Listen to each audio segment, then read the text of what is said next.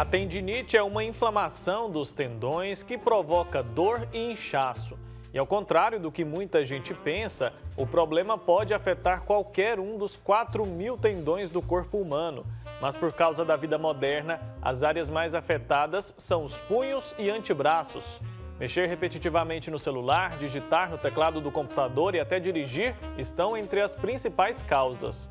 Vamos entender sobre a doença com o médico ortopedista Tiago Antunes. Doutor, bom dia, seja muito bem-vindo ao nosso programa. Olá, bom dia. Obrigado aí pelo convite. Vamos conversar a respeito das tendinites. É isso, das tendinites, quer dizer, então, que existe mais um tipo dessa doença?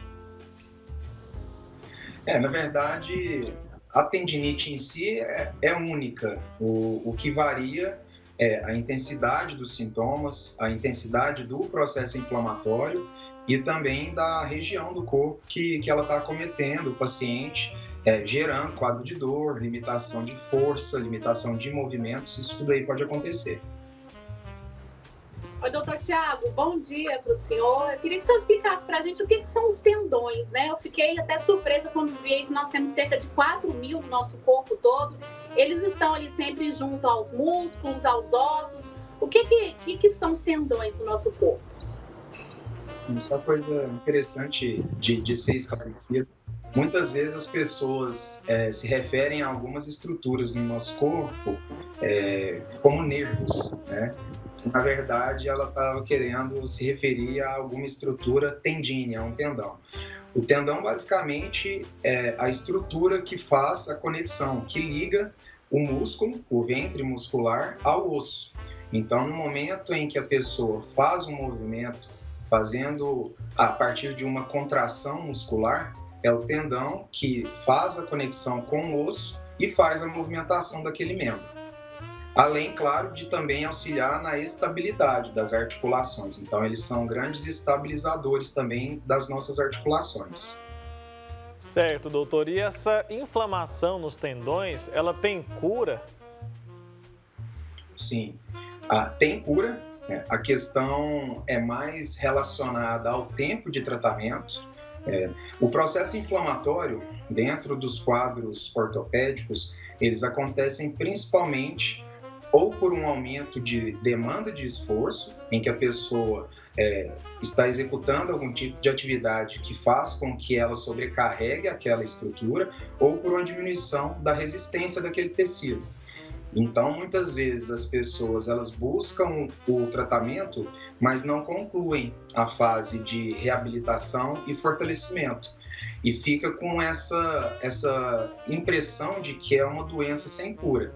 O problema é que você tratando um quadro de tendinite, isso não te garante no futuro não apresentar um novo quadro, justamente a depender do que você está fazendo como um tratamento de manutenção para manter aquele fortalecimento e de quais atividades no dia a dia que você está executando e que pode em algum momento sobrecarregar novamente aquele mesmo tendão. Doutor Tiago, e quais são os principais sintomas? Essa dor aí que a pessoa que tem tendinite, ela sente, ela pode até se confundir com uma dor muscular. Tem como diferenciar esses sintomas? Na verdade, não existe um determinante para você diferenciar uma dor de origem muscular de uma dor tendínea, mas existem algumas características em que você pode suspeitar mais de uma tendinite do que de uma dor muscular.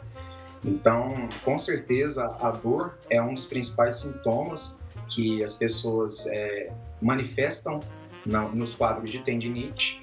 Num primeiro momento, é uma dor durante a execução de determinado gesto, de determinada atividade, passando, num segundo momento, para uma dor mais contínua e recorrente, mesmo fora daquela determinada atividade. Junto com a dor, outros sintomas que a pessoa pode apresentar é o inchaço local, que tecnicamente a gente fala do edema, um aumento de temperatura local, sentir a articulação, a região do tendão mais quente, né? E em casos extremos, outro sinal de processo inflamatório é a vermelhidão. Então, nos casos mais extremos, até mesmo a vermelhidão a pessoa pode apresentar. Doutor, então é verdade que a tendinite é provocada pelo esforço repetitivo e atualmente o celular, o computador, o volante, tudo isso tem contribuído para que essa doença venha a surgir nas pessoas? Sim, Wilker.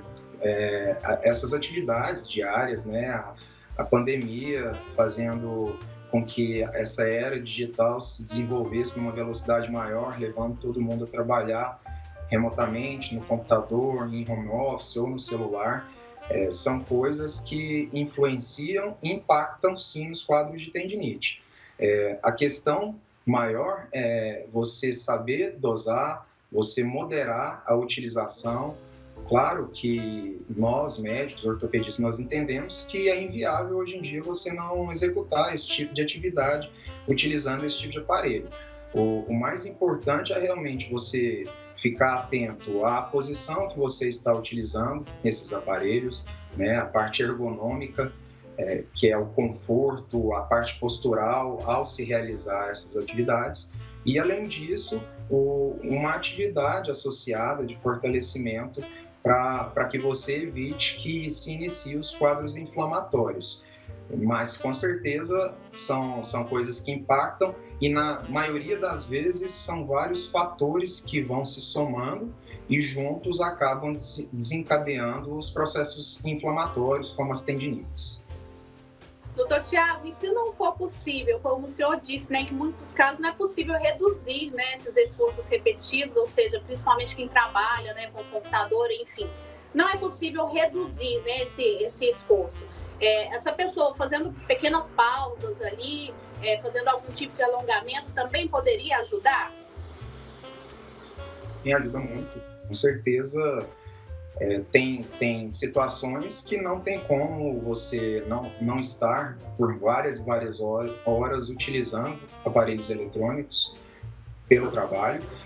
Então, o importante é o fracionamento, a divisão desses períodos. Então, a cada 1 hora, a cada 50 minutos, a pessoa se levantar, a pessoa se movimentar. Alongamentos podem ser feitos nesses momentos de interrupção do trabalho e são fatores protetores. Agora, no quadro agudo com dor, é compreensível não poder interromper, mas é necessário pelo menos uma diminuição do volume e da intensidade daquele trabalho para que exista uma melhora, uma cura da tendinite. Para aí sim, posteriormente, você voltar para aquele nível de intensidade e volume de trabalho, associando a proteção dessa parte ergonômica, dessa divisão dos horários de trabalho e de uma atividade física de fortalecimento. Certo, doutor. Queria falar um pouco mais sobre o tratamento. Ele é só medicamentoso com esses exercícios ou existe uma cirurgia também para os casos mais extremos?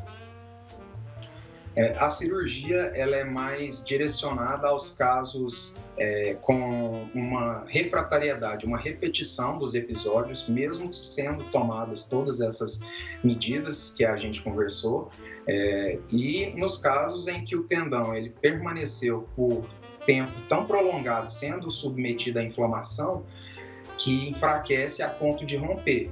No caso de uma ruptura do tendão, a única forma de você devolver a função para aquela articulação, para aquela região do corpo, é realmente fazendo o reparo desse tendão. Agora, o tratamento geral, ele envolve, num primeiro momento, a parte medicamentosa, principalmente levando em consideração os sintomas que a pessoa está apresentando. Então, em quadros mais leves, com menos sintomas, numa intensidade que não está atrapalhando a qualidade de vida da pessoa, pode não ser utilizado e ser optado apenas por uma reabilitação fisioterápica, né, um acompanhamento com o fisioterapeuta, e aí, posteriormente, a transição para a manutenção com atividade física. Agora, nos casos de maior intensidade, além da medicação anti-inflamatória, nós podemos associar analgésicos mais potentes e outros tratamentos, como infiltrações podem ser utilizadas, a acupuntura como analgesia também pode ser associada, mas é a tríade de medicação, fisioterapia e posteriormente o fortalecimento na manutenção para evitar novos episódios. Doutor, e como é que é feito o diagnóstico? Tem algum exame de imagem que é detectado aí esse problema no tendão? Ou é somente no consultório mesmo, na análise clínica, que vocês conseguem detectar?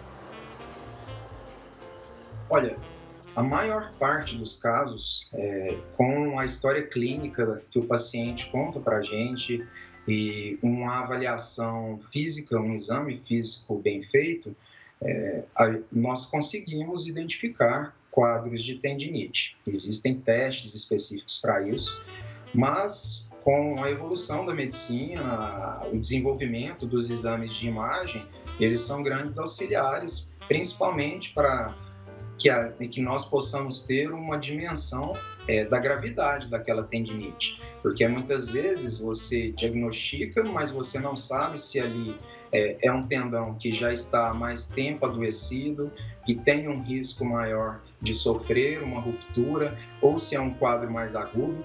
Nesses casos, nós temos 2 exames principais que, quando bem utilizados, são grandes ferramentas na mão do ortopedista, que é a ultrassonografia e a ressonância magnética. O raio-x, nós conseguimos ter uma avaliação muito precisa da parte óssea.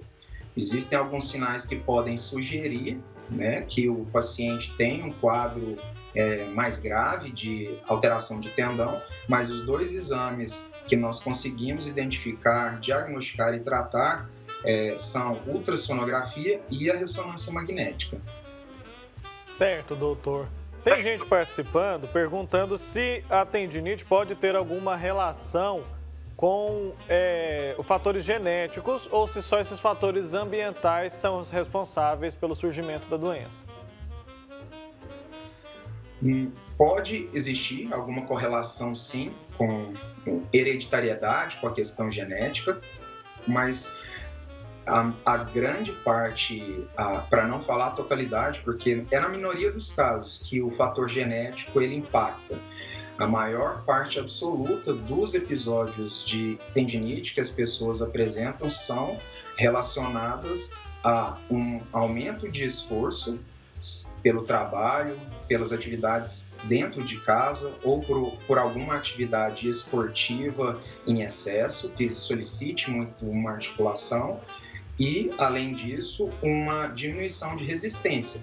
Além do próprio sedentarismo, em que as pessoas não fazem a atividade física, com o envelhecimento, nós perdemos resistência desses tecidos, como os tendões.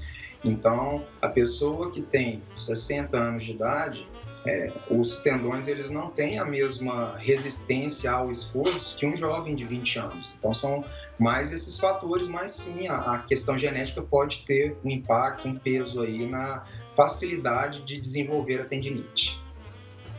Doutor Thiago, se tiver uma pessoa que sabe que tem a tendinite, inclusive já está fazendo tratamento, mas estiver com uma dor ali aguda, né, uma crise, tem algo que ela faça ali para poder dar uma aliviada? Tem muita gente que usa gelo, né? O pessoal tem mania de colocar gelo em tudo, né? Dor muscular, pancada, vai e coloca o gelo. Pode funcionar? Pode aliviar ou atrapalha de alguma forma? Tem alguma dica para essas pessoas que estão sofrendo com dor nesse momento? Sim, o gelo, ele realmente tem esse poder analgésico, né? Ele, além da analgesia, existe uma ação anti-inflamatória local na utilização do gelo. E, além dele, existem alguns fitoterápicos locais, como a arnica, que tem uma ação anti-inflamatória.